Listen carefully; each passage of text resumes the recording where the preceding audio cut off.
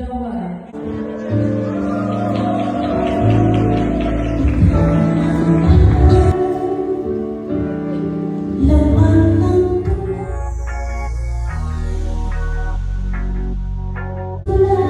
araw nga ng renewal of vow ni Jessa Saragosa ay hindi napigilan na hindi ito maiyak. Hindi kasi ine-expect ni Jessa Saragosa na mayroong renewal of vow na magaganap sa kanilang dalawa ni Dingdong Abansado. Ang alam nga raw kasi nitong si Jessa Saragosa ay mayroon lamang silang gig at siya nga ang wedding singer sa wedding na kanyang pupuntahan.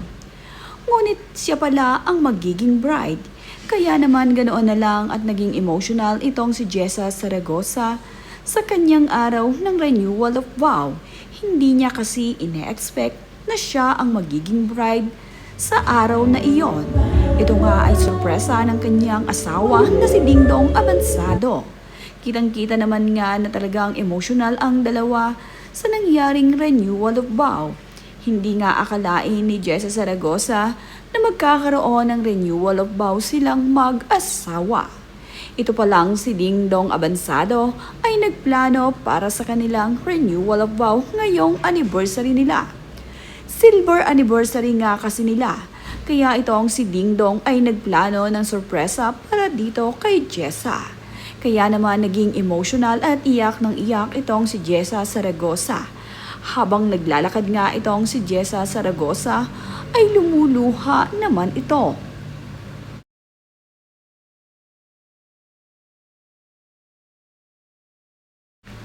Ang kanya namang anak na si Jada ang kasabwat ng kanyang asawa na si Dingdong. Tuwang-tuwa naman ang kanyang anak habang nakikita ang kanyang ina na naglalakad patungo sa altar kung saan nga muli ikakasal ang kanyang mommy at daddy. Si Jada nga ang nakakaalam ng plano ng kanyang daddy Dingdong. At para nga masorpresa ang kanyang ina ay isinikreto nila itong mag-ama.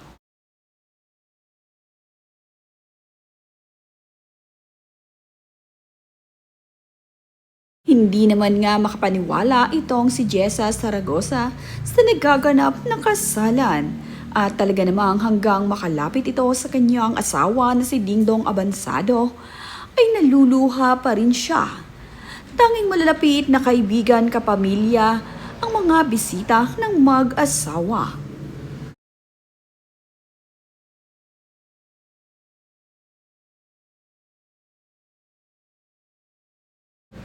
Ito namang si Dingdong ay masaya rin na ngayon ay muli silang makapagre-renew ng kasal ng kanyang asawa na si Jessa.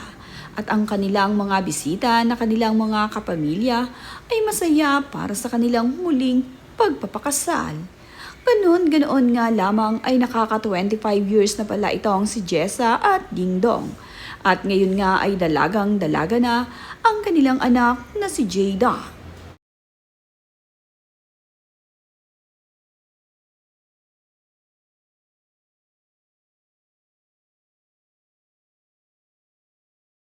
Sa kanila naman ngang anniversary ay mayroong ibinahaging larawan itong si Jessa Saragosa sa kanilang kasal noon.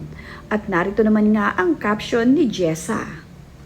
26 years ago, we were faced with so many trial, false accusation, naysayer and adversities. Even public perception felt completely out of our control at one point. But our love stood the test of time. We silently built our little family and truly brought God to the center of our marriage. In the midst of our storm, our Lord Jesus brought us refuge. He has been faithful to our marriage all these years. We are blessed to have Jada, the product of our love, and of course, each other.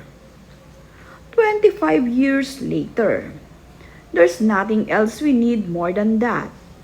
Cheers to us and happy silver anniversary, honey.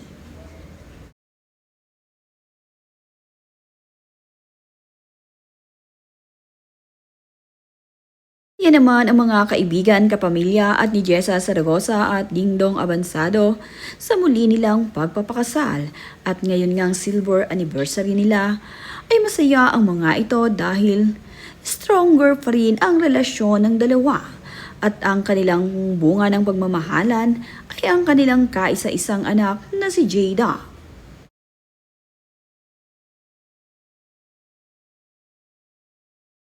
Congratulations and best wishes, Jessa Saragosa and Dingdong Abansado.